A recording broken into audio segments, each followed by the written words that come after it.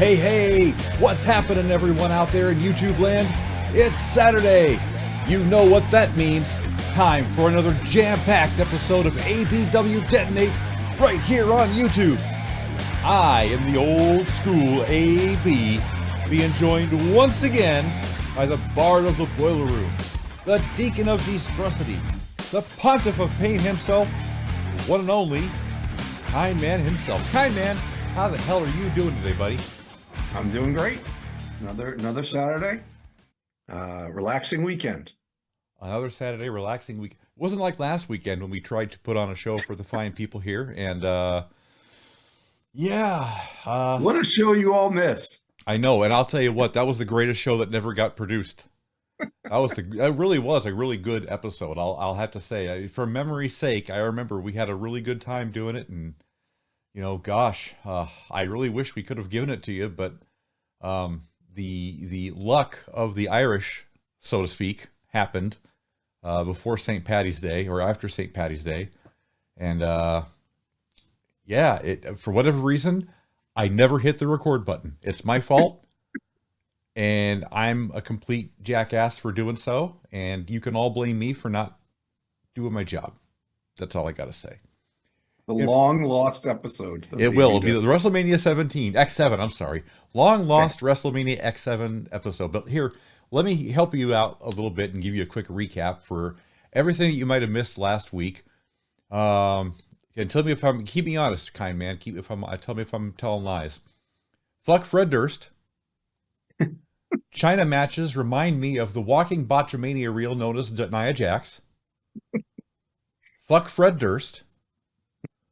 And the pay-per-view was not the greatest WrestleMania of all time, in my estimation. It was only 3.5 stars, despite the McMahon Street Fight and TLC 2, which after watching that match with, a fresh set of eyes or older eyes, whichever way you want to put that, it's easy to see where the modern style of pro wrestling came from. I felt like I was watching a modern product when I watched TLC 2.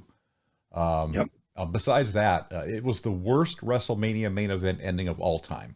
So that's why it doesn't get the accolades that it does. And if in case you've never seen it, it's the one where Vince McMahon and Stone Cold Steve Austin beat the shit out of The Rock uninterrupted in the ring for about 10 minutes until The Rock finally gets pinned to lose the WWE World Heavyweight Championship. So, not a good... Shaking hands with Satan himself. Jesus. Jim Ross. Oh... And it should have been so much better, you know, if that stupid heel turn hadn't happened. And I tried to do it in Texas, and this was my biggest point, was trying to do it in frickin' Texas. Come on. Stone Cold is over like Rover. They're not going to buy a heel turn from him on anything. Not on a bear or a debt, or a dare or a bet, whichever way you say that. Anyways, was there anything you wanted to add to that, Mr. Kind Man? No, I think you summed it up. I mean, we went through match by match and did the breakdown. Yeah.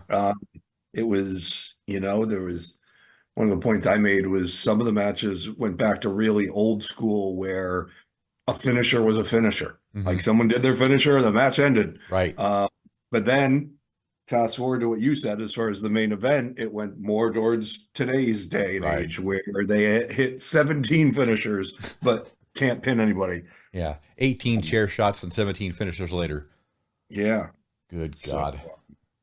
Yeah, we talked about everything from all the matches to Fetty Guerrero makes hot sauce. As you unveiled your wrestling. That's right. I did. I unboxed my my pro wrestling crate, and it was fun. There was a couple of cool little t-shirts in there. The Eddie Guerrero hot sauce pin is now sitting on my swag merch table over here. I could open my own. I was saying that last week. I should box up all of the old stuff that I don't have from my previous pro wrestling crates and just make an ABW pro wrestling crate and ration that and raffle that off on the show. You can win the AB's pro wrestling crate at ABW. But I digress. Maybe we will do that one day. Do a t-shirt giveaway. We don't have merch. We don't have official merch. I don't know if I want to do that yet or not. But I want a little plushy doll of myself. A plushy doll of yourself. What were those little things you had in the crate? Oh, What are the they called? Brawling Buddies. Yeah. Talk about so the Ric Flair Brawler Buddy was in the crate. He's over here. Yeah. But I also got those little micro brawlers. These guys. This is a CM Punk micro brawler actually. But yeah, were Yeah. these the ones you were thinking of? Yeah. Yeah, you want to get some micro brawler action? So I can put it back where he belongs. But yeah, of course I'm sporting the CM Punk shirt today, so yeah, I'm all CM Punk. That was just the first one I grabbed for, by the way. Didn't do that on purpose. I know you're not a CM Punk fan, so I'll try to limit my He's fine. my fangirlism. Yeah, never been big on Mr. Punk. Well, that's your loss. That's just more for me to enjoy. Right. But They're yeah, all like so the same people. It wouldn't be fun. that's right. That's why they make chocolate and ice cream, because some people like crappy ice cream. Um, so I want to get into a couple of things. We got a top 5 today, and I can't wait to dive into that. We're going to get to that in just a little bit, about, I don't know, 5 minutes or so. But I want to take a couple of quick minutes to do a bit of potpourri, because we haven't had a show in a while, and we got a lot of things to cover, and we're going to have some things to cover coming up here in the future.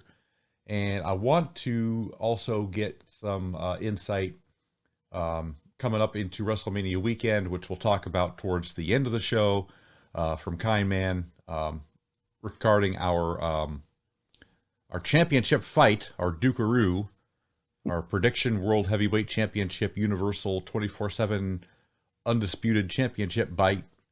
And hopefully that yields fruit for me and not for you, because I really don't want to walk to the post office and mail it. No, but I want to talk about Mercedes Moné in AEW for a little bit, and I want to back up a little bit. I'm probably going to echo a sentiment that a lot of people are toiling now with, or is this a bust? And I look at it from a certain perspective, right? I look at it from the eyes of a fan, because that's the only thing that I can look at it through, right? Regardless of what I've done in the past, I'm a fan first and will always be. So I got to look at it through that lens. And I got to tell you, when she came out to her debut in AEW, I was not impressed.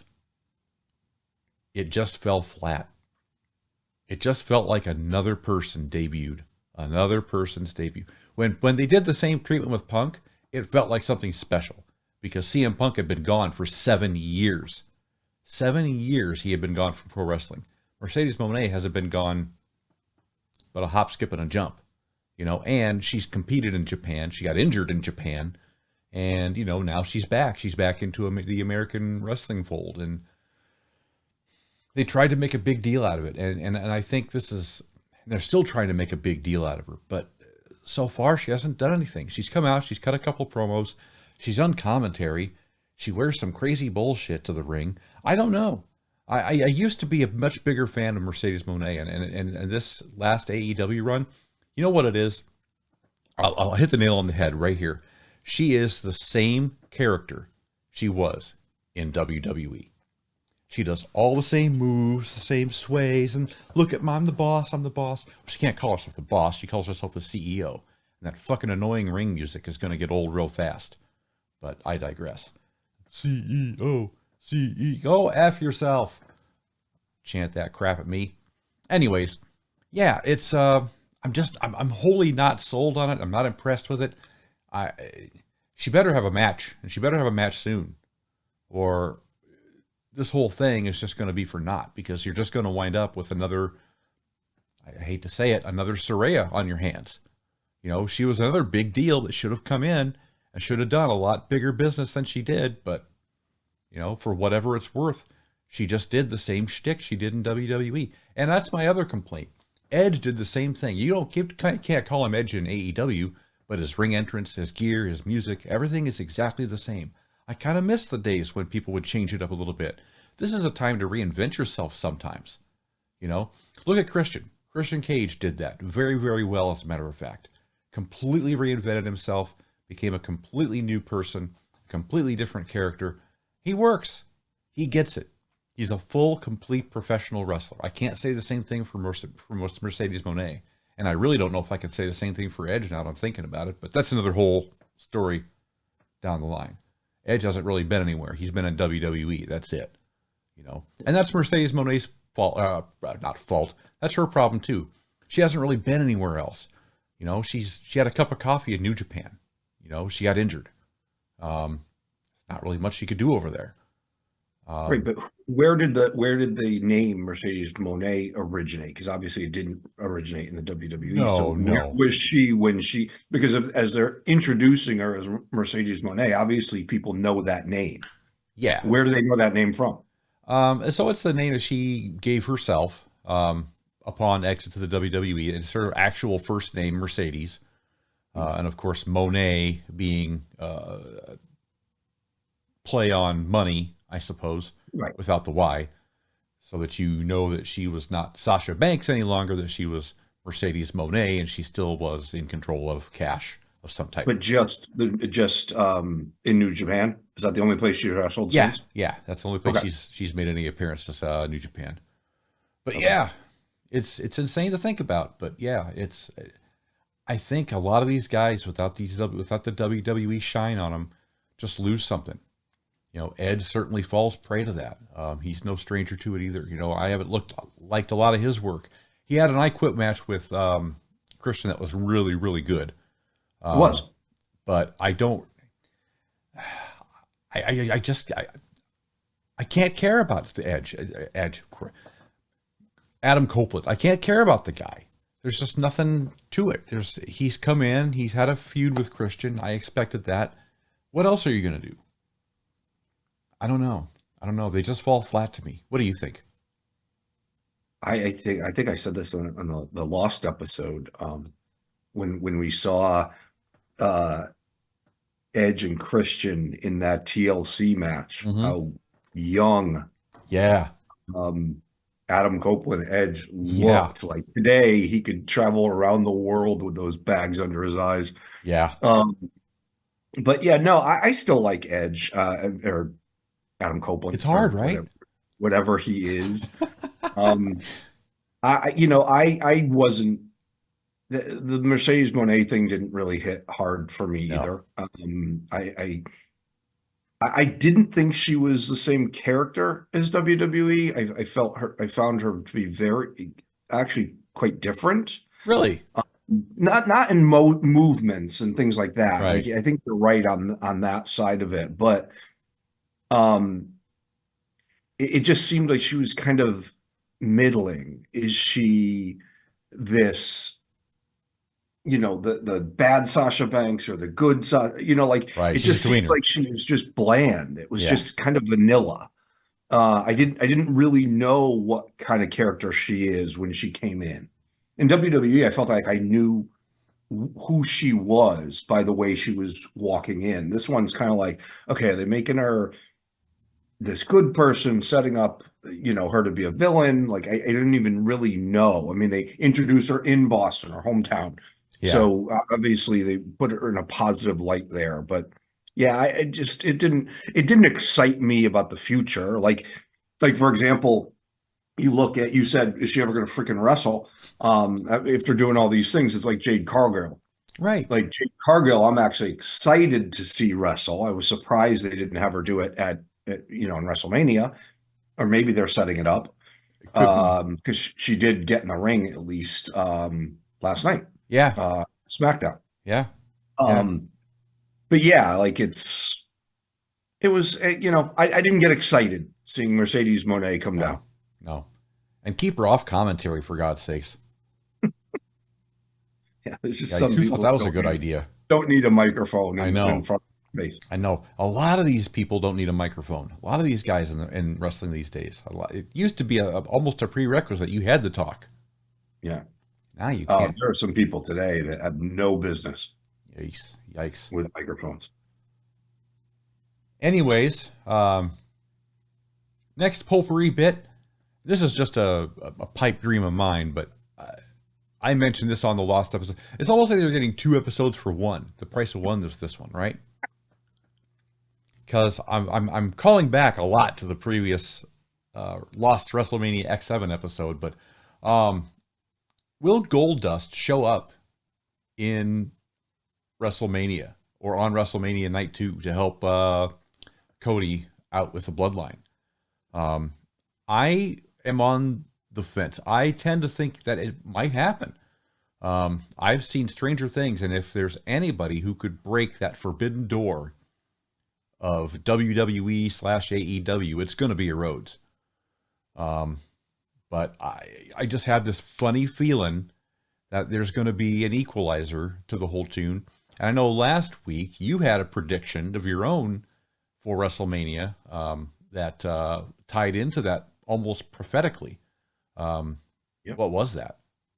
Well, I actually have turned a little bit from that prediction, and I'm going to kind of make it a 2 for the price of 1 prediction. Another twofer. A twofer inside a twofer? Tag team, right. On that tag team match on WrestleMania Saturday. Right. Where I believe there is going to be a flip in that match. Last week, I had said to you, unrecorded, that it would be Seth Rollins potentially flipping and reuniting with Roman Reigns, and setting up that even more difficult Sunday for Cody. But also, I'm also starting to think there is the potential for a Rock flip. Oh yeah, on Saturday. Oh yeah, big time. Because when he was first introduced into this storyline, it was him saying, maybe it's time for a new head of the table. He said that. He did say that. And that's one thing I just remember when Rock got introduced into this. And this whole thing could be a setup. I mean, a lot of the Roman, acknowledge me to the Rock, and some of the looks on his face when Roman's cut off the Rock. Right. And things like that, lend me to say there might be a scenario where the Rock becomes the good guy. Right. There's trouble in paradise over there. Yeah.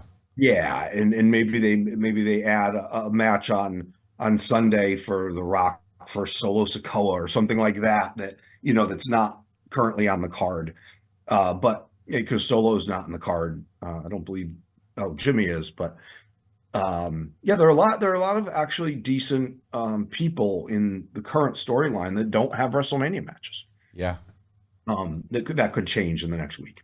Yes. But yeah, I think there's going to be a flip in that tag team match.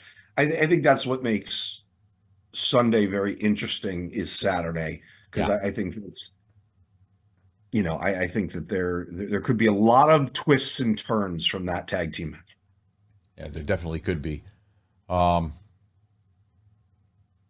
way, I'd be psyched to see Goldust show up in an I wouldn't call him Dustin Rhodes or even Dustin Runnels, but I would call him Goldust because WWE owns it, Yeah. So they can use that, and I would pop.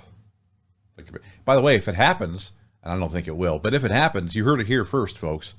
It's my big prediction. We definitely heard it from you first. It's not some. I haven't seen that bouncing around the internet. Yeah, I don't know. It's I only hope because the only reason I say it is because I know Dustin has been taken to videos on social media and making a lot of stink about saying F the Rock and fuck the Rock and shit like that. So, it's just a feeling. I could be totally wrong. It could be that could be the only way that he can participate, but who knows? Yep. All right. Last little bit of potpourri I have, and then we'll get to Kind Man's top 5, I promise. For those of you out there, and I know Kind Man is actually one of them, I was surprised about this. I was talking with him a little bit before the show, and he had never seen Dark Side of the Ring, which is it's like a news documentary story on pro wrestling, and each episode covers a topic or a series of topics. The Benoit murders. It covers Macho Man. premature death and Elizabeth's death. It covers Earthquake. John Tenta was a recent episode, which was really good. Coming up here this week should be one of my personal favorites, Harley Race, and I can't wait to see that one. This poor guy, his body was all beat up. He was doing modern style wrestling things before modern style wrestling was even a thing. So, hats off to that guy. His body is so beat up, or was so beat up. Unbelievable. I don't want to talk about it anymore. But yeah, check out Dark Side of the Ring if you can. I know Mr. Kindman has since looked on his DVR, and it's on demand, is it not? It is on demand. I have DirecTV and was able to search for it very quickly and find all 5 seasons. Right. Let me know when you get to the plane ride from hell episode. What's that? Let me know when you get to the plane ride from hell episode. Okay. Is there one for the Sheik? No, I don't think so. I don't think there is one for the Sheik. Because it made me think of it when you talked about someone's body that's beat up. Well, because another callback to last episode, the gimmick WrestleMania Battle Royal X7, my favorite Battle Royal of all time. They wheeled out a lot of the old timers, and wheeled them out. They did. Hillbilly Jim, Iron Sheik. Iron Sheik ended up winning the X7 gimmick Battle Royal without moving. Right in the ring, he stood in the same spot the whole match by the ring ropes and just did nothing because he could barely move. Right. Well, that was his strategy. Nobody can throw you over the ring if you're not moving. They had Bobby the Brain announce it, and he said, by the time the Sheik gets to the ring, the long entrance in Houston, it'll be WrestleMania 38, he said. That was 2 years ago. Yeah, and he was exactly. And he was not, Sheiky Baby was not moving great. Sheiky Baby was not. But no, if you get a chance, check them out. I like them. I know sometimes they can be controversial. I thought the McMahon steroid trial episode was really good. There's just so many great episodes that you can go on and check and watch. I don't plug many things, but I'll plug those guys. Dark Side of the Ring is great. Check it out. Okay. With that being said, I think we are all done with my potpourri for the day. Mr. Kindman, I think it's time for a Kindman top 5. Top 5. Just 5. Not 10, 5. 10 is for Ty Dillinger. 5 is for Kindman. Yeah, so today, leading up to WrestleMania, I thought one of my lists would be the best big match wrestlers, the best big event, the people that just steal the show in the biggest moments. And I actually had a hard time with this one. I wasn't over.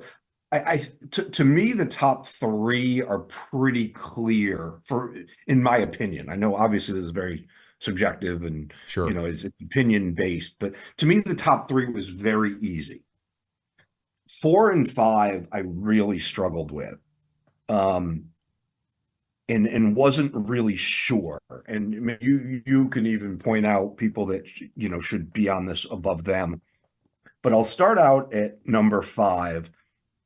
And I gave the nod to this one just because 4 and 5, to me, there were a couple signature matches from these people. I don't know if there were just ones that jump out to me. And for my number 4, I'm going to even ask you, because you might even remember more big matches from this person than I do. For sure. But number 5, it was kind of like one of my criteria for this list was kind of like that. You mentioned the TLC match and like modernizing, turning into the modern wrestling. Yeah. Like the holy shit, yeah. holy, kind of moment that you really saw in that X7 TLC match. But this guy is like kind of, I guess this is kind of the hardcore nod to this list, and it's Mick Foley. To me, one of my favorite matches of all time was Hell in the Cell with him and The Undertaker. And that match just stands out so much to me that I got him in this list. I just think he's just one of those people. I mean, the multiple personalities, the dude love, mankind, um, everything he did, and he was a great big match wrestler.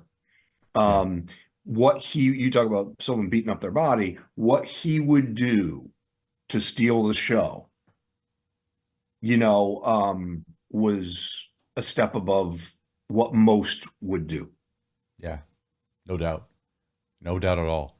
And there were some other marquee matches with him that you may have missed.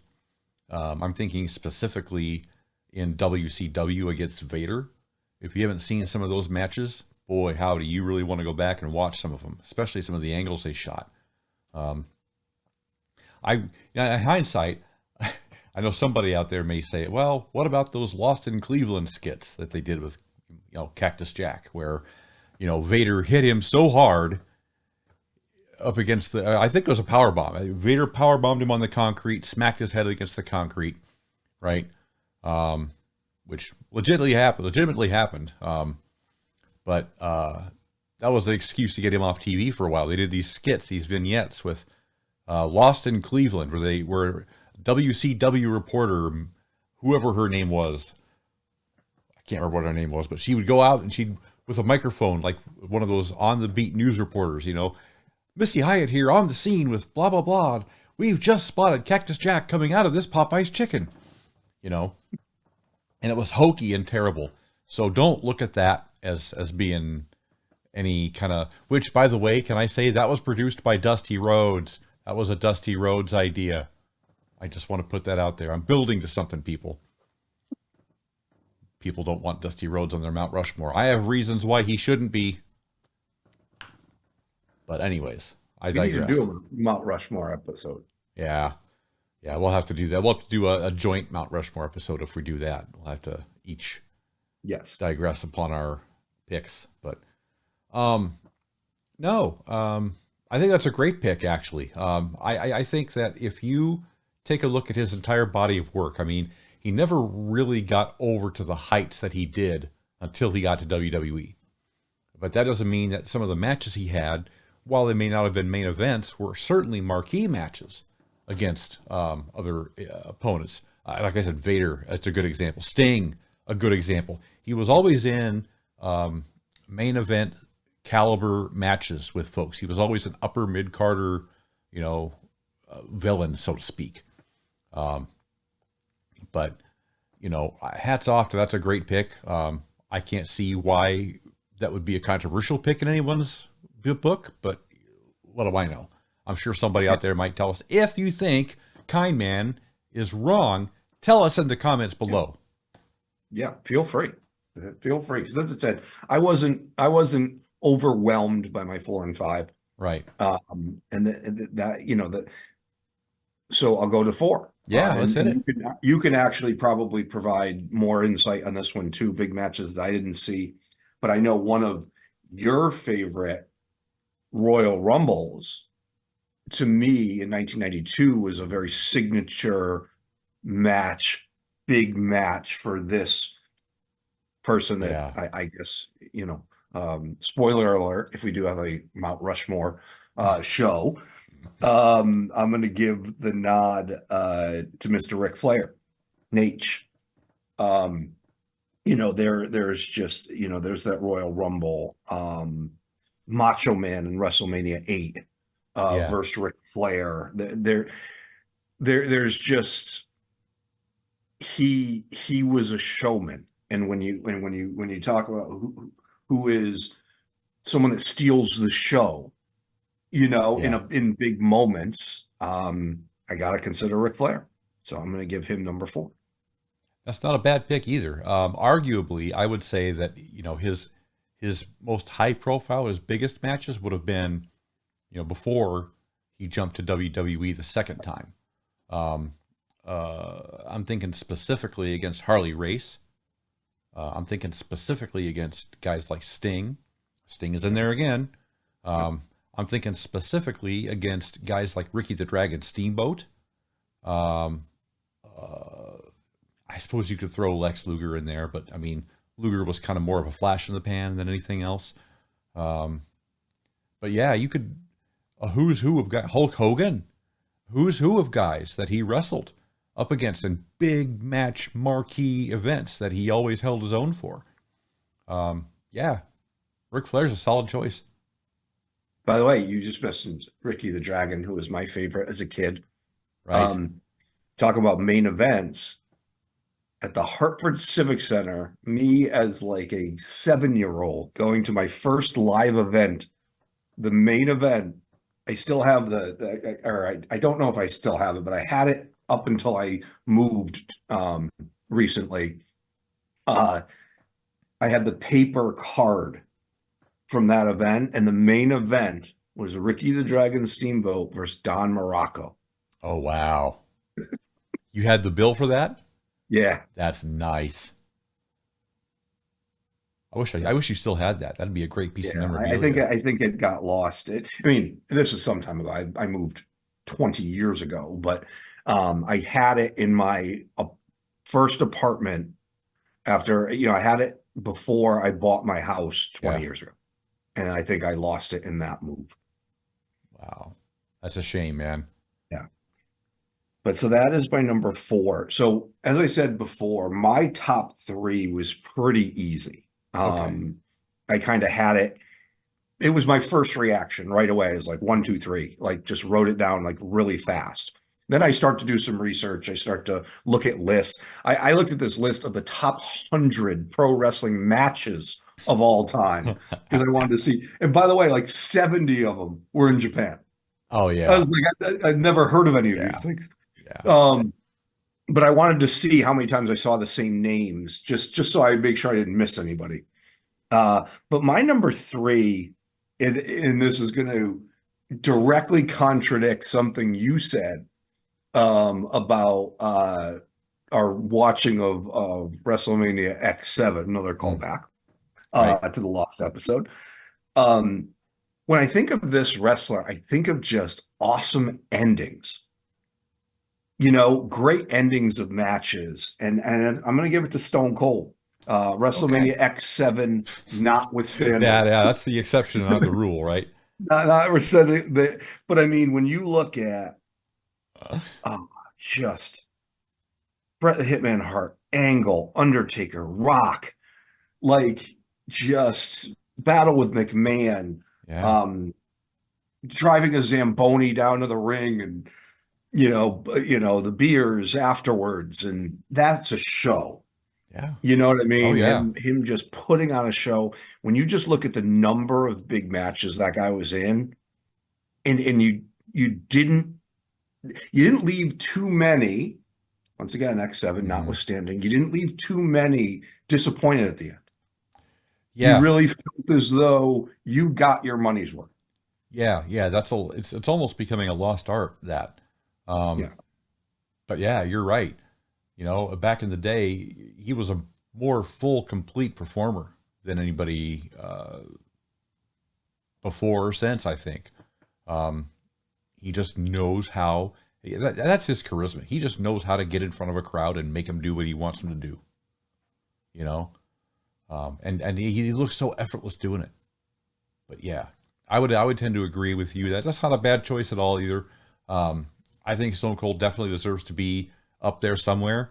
Yeah. Um, I don't know if he would be number 3 on my list, but I didn't make a list, so Yeah. So number 2 and number 1, I thought were just clear. Like I don't, because we talk about, it's hard to put a brawler on this list, and mm, Stone Cold fits that piece. It's yeah, hard to put, someone like Mick Foley, like it's like for example, spoiler, the Undertaker's not on this list. Like because there's so many matches, although they're great matches, they're slow. yeah, Like call back to X7, the lost episode. The Undertaker versus Triple H was just okay. I get it. You're punching him 100 times. Yeah. Like it's hard to leave those matches unless they just have an amazing ending. It's hard to leave those matches feeling like, wow, that was unbelievable. Yeah. Um, so, when I look at the top two, you tend to think more technical. You tend to think more, exciting, high flying, technical, just typical like that style. Hmm. And my number two is Bret the Hitman Hart. Um, British Bulldog, Shawn Michaels, Owen Hart, Stone Cold, Hmm. like just classic matches. I actually watched back one of the Stone Cold Bret Hart matches, and it was just amazing. He was at the top. When I was in my, I'd say like college, getting out of college, like watching as a, finally being a real adult. He was the guy, He the was. excellence of execution, all of it. And he obviously, the Montreal screw job and like all, just I hope there's one of those. Well, I guess that's wouldn't be There's a is dark side of the there a ring on dark that. side of Yes, there wrestling? is. Yes, there Okay, is. I was wondering. I was like, I don't know how dark that is compared to murder and Well, you it's all relative, I other, suppose, but yeah. yeah.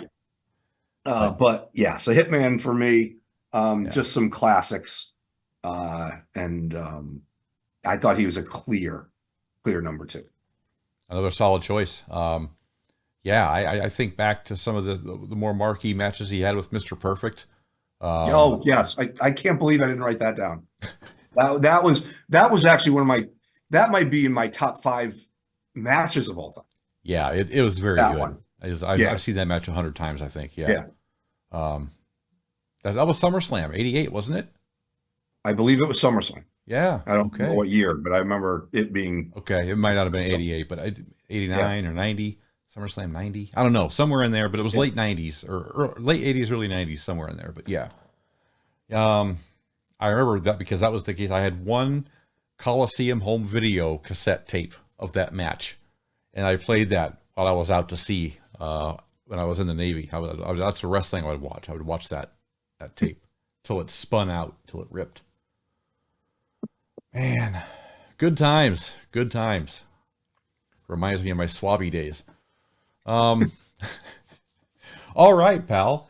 Well, I think we've got you down to your last pick, and I'm anticipating. I really thought it would be the Undertaker, just because of the sheer Okay. number of WrestleMania matches that he's had that have been marquee WrestleMania matches. I figured you'd put him at number one, but I'm curious now. Yeah. So when I think of kind of the definition of what I made this list, big event, steal the show criteria. Well, how could you not have this list with the showstopper? Dolph And that's Ziggler. Shawn Michaels. Oh, I said Uh, Dolph Ziggler. You said Shawn Michaels. oh, Dolph Ziggler. You said steal the show, and I went Dolph Ziggler. Oh Oh, no, the showstopper, yes. Mr. WrestleMania, Shawn Michaels. It just you go back to WrestleMania 10 ladder match with Razor Ramon. Yeah. I mean, like, just absolutely steal the show. Matches with The Undertaker. Just, eh, John the Cena. Razor, I said the Razor Ramon match, but that match, another one was another Hitman, Mr. Perfect match, Yeah. uh, with the bad guy. Uh, yeah, Shawn Michaels just longevity. I mean, you want to talk about somebody that didn't look like he was moving real well at the end. Um, Yeah. you walking bow-legged. Uh, Yeah. but yeah, the DX times and you talk about people that aren't Mercedes Moné on the mic and stuff like that. He could do it all. He could. Yeah. He could steal the show. He could end the night with a wow. Yeah. And that was my number one. And to be honest with you, when I chose this list, I originally wanted to name it top five showstoppers of all time. Yeah, But then I thought that would be too obvious. Who is going to be number one because of the nickname? yeah, Um, but yeah, I Shawn Michaels was clear number one to me. yeah, yeah. And I can see why. I regardless of what I think of the guy, he's a shithead, but he is a good worker. Yeah, If he wasn't such a little bitch, he'd be a lot further than he is. But that's his problem, not mine. yeah, Shawn Michaels, you little bitch. He is, but he's not as much of a bitch as Fred Durst. I just wanted to say that again. Fuck Fred Durst and fuck Limp Bizkit. Fuck those assholes. One day I'll tell the story. Limp Bizkit knows they got it coming. Fred Durst knows he's got it coming. But you do like Motorhead I when love they Motorhead. I love Motorhead. when they performed live to bring Triple H to the ring I love Motorhead. at WrestleMania X7. Yeah, and they did a great job. But yeah, fuck Fred Durst. Fucking ass So is clown. there so I know you didn't prepare a list, but is there any for you any big omission or I'm gonna tell you, this is gonna be, I don't know, controversial, unpopular, honest to God, and I'll say this, fully put my hands up in the air and saying guilty as charged. I don't like the guy. I don't like. It's not that I don't like the guy. I don't like the way what he represented in pro wrestling. okay. But John Cena, Oh, okay. I've never seen. And look, this is going all the way from his the humble beginnings of winning the U.S. Championship at WrestleMania against who at the Big Show, I think. My memory might be spotty, but I remember he beat somebody for the United States title at the WrestleMania 21 or something like that. Anyways, neither here nor there. That was his big coming out party, right? Within a year, he was the most popular act in the company. And within 2 years, he was the most hated act in the company because he was pushed down everybody's throat as this next guy, this next thing. And, for whatever reason, the boss strapped a rocket to his ass, lit the fuse, and said, "See you later, kid." Um, and it continued to piss people off. But I'll tell you what, I've never seen anybody carry themselves with that kind of tact, with that level of grace, and that ability to come through those matches in those situations and do the things that he's done. I've never seen a guy be able to pick anybody. Like, you shouldn't be able to pick the Big Show up. Nobody should be able to pick the Big Show up. That's a ridiculous feat of strength. Only a handful of people that I know of can do it. Kane can do it. I think Mark Henry can do it. You know who else can do it? John Cena. He's a strong motherfucker. That's right. That's not the criteria to be a strong motherfucker, right? No. What I'm trying to make is you could put him in the ring with damn near anybody. Big Show, Rey Mysterio, doesn't matter who, and he's going to have a great match with him. He knows how to get from point A to point B. He knows how to tell that story. His matches with everybody from, CM Punk to Edge to Randy Orton. Think about it. I've never known anybody, a who's who in this industry, who can come out and say, I've had great matches consistently for this long against this many people as John Cena. So I have to begrudgingly give him that nod. At this point, Wow. he might be the greatest of all time. Wow. Yeah, I don't know if I could have gotten this list just because I just don't enjoy him at all. Oh, look, I'm with you. I'm not a John Like, Cena guy. You know what But I will give him credit for though is I think one of the reasons he's been so successful at his bit um is he is actually really who he is. oh yeah, definitely. Like we joked around calling back to X7. We joked around last time about how they had Linda McMahon sedated and Vince was cheating on her Right. like in plain sight with Trish Stratus, and that was Yeah. one of the storylines for the street fight with Shane.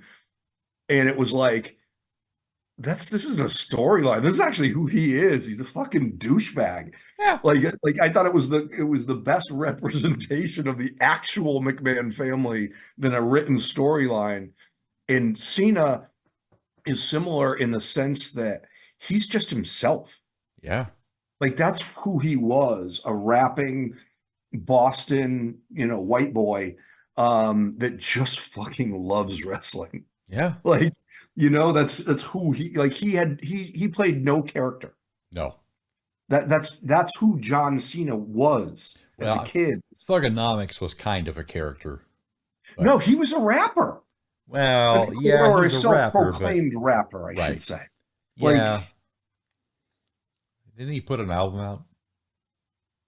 oh, I don't You don't have that that. album? That surprises me. I am a rap fan. But who's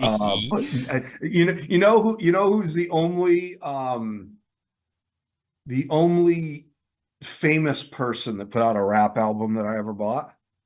No. Shaquille O'Neal. Shaquille O'Neal. Slam it like Shaquille. Slam it like Shaquille. I didn't even Yeah. know he had a rap album. Oh, he's not bad. Not Really? awful. Oh. Yeah, I mean, it's not going to be um an album you listen to every track by any stretch. Because You're as you not gonna. go through some of the tracks, you're like, oh my God, this is horrible. But there's a couple songs with a nice little beat, and Right. he brings in some famous real rappers to do it I with hope him. so. He's And, and yeah. they're all, it's not bad. Shaq did a lot of interesting things. I'm gonna release a rap record. By the way, rapping, I won a 3-day karaoke contest on Bourbon Street, New Orleans. It started on a Thursday. It was a Thursday, Friday, Saturday. It was in front of 1,100 people on Wow. Bourbon Street, New Orleans. And they brought people in on Thursday night, and then they voted at the end, and then they told, half the group to come back on Friday.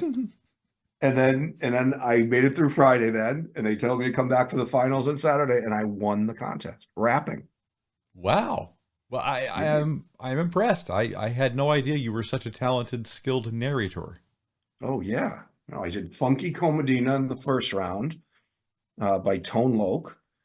I did Bust a Move by Young MC in the second round. And I won the whole fucking thing by doing Stand by Eminem.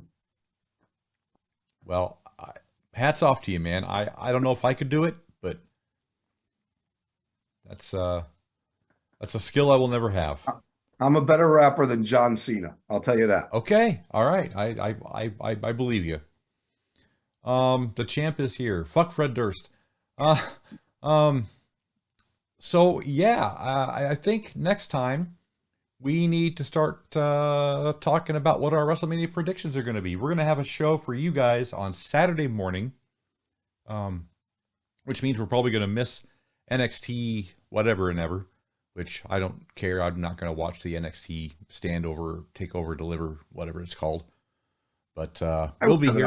I'll have it on in the background. Oh, you'll have it on the background? Okay. Maybe I'll do the same. I have a TV down here. I can turn it on and just kind of glance over once in a while and see what's happening. But and we might, and if we might even want to do a little earlier, just to give people more of a chance to listen before right. I think well, that's for us to get together earlier and do some recording, but we'll get it out to you guys earlier in the day than usual.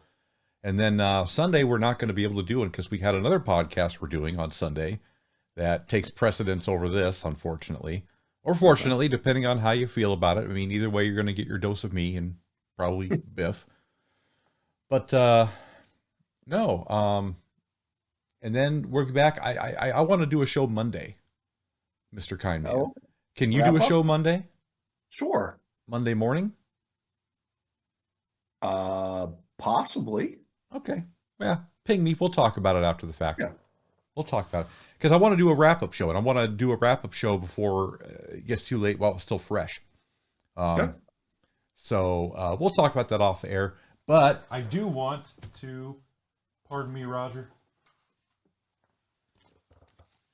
tell you all about this guy, which is only staying right here with the champ. You can't have it, man. You can't have my title belt. I am. Yeah, you're going one-on-one with the showstopper.